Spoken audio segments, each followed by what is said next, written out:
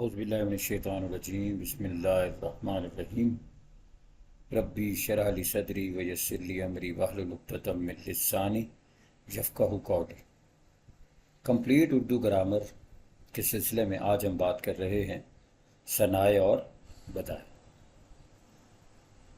یہ طلبہ کے لیے قدر غیر مانوس سے نامانوس سے الفاظ ہیں، لیکن آج کے لیسن کے بعد انشاءاللہ یہ آپ کے لیے نامانوس نہیں رہیں گے۔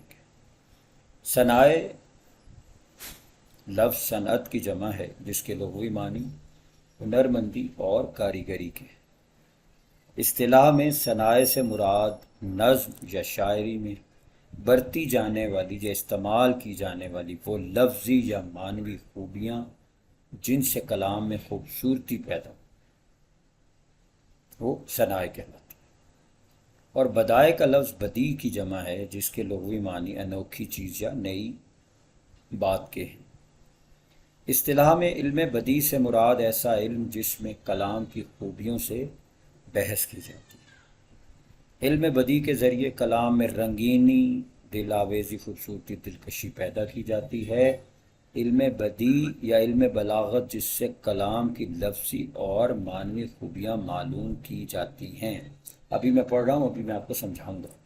اور ثنائے سے مراد ان خوبیوں کو کیسے پیدا کیا جاتا ہے یا کس فنکاری یا صناعی یا ہنر سے ان خوبیوں کو لفظی یا معنوی طریقوں سے پیدا کیا گیا ہے، وہ صنائے کہلاتا ہے۔ اب سمجھیے یہاں پر کہ صنائے بدائے، اب جو علم بدیع ہے بنیادی طور پر وہ ہے جس سے پھر آگے صنائے ہے اور آگے صنعت، مختلف صنعتیں ہیں اور خوبیاں کون کون سی۔ علم بدیع جو ہے اس کا کام کیا ہے؟ علم بدیع میں ہم لوگ کسی کلام میں خوبیوں کو ڈھونڈتے ہیں، تلاش کرتے ہیں، آئیڈینٹیفائی کرتے ہیں۔ جب ہم لوگ کسی کلام میں خوبیوں کو آئیڈینٹیفائی کر لیتے ہیں، پہچان لیتے ہیں، اور پھر ہم یہ دیکھتے ہیں کہ یہ ثنائے لفظی ہے یا ثنائے معنوی ہے۔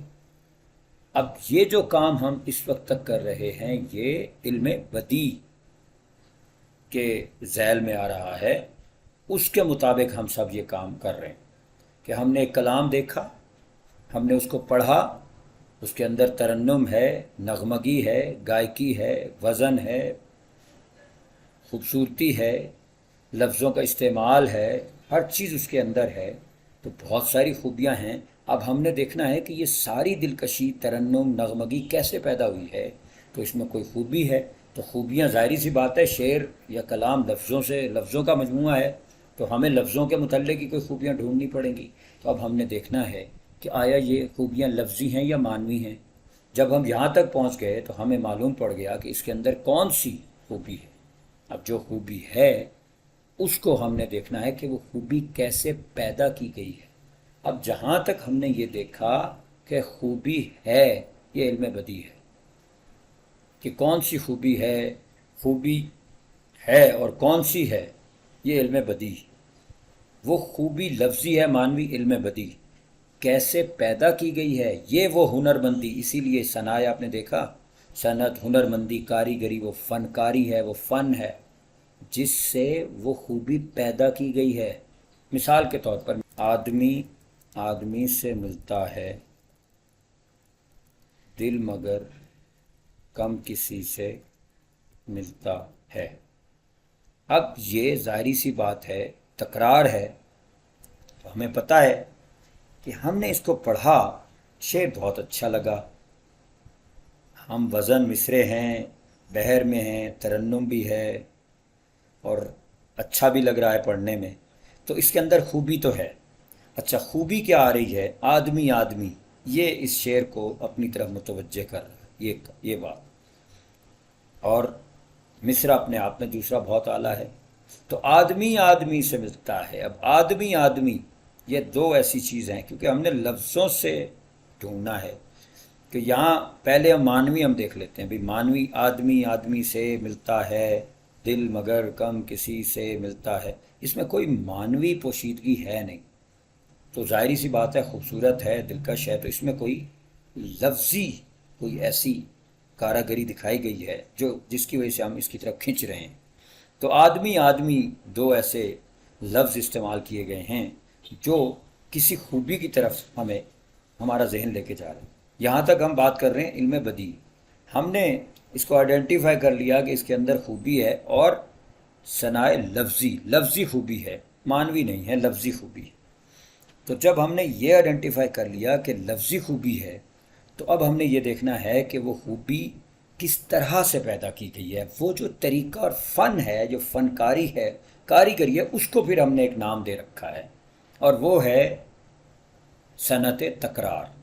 صنعت تکرار ایک کلام کی ایسی خوبی جس کے اندر ایک لفظ کو دو یا دو سے زیادہ بار اس طرح استعمال کیا جائے کہ ان کے درمیان کوئی حرف یا لفظ نہ آئے، تو وہ صنعت تکرار کہلاتی ہے.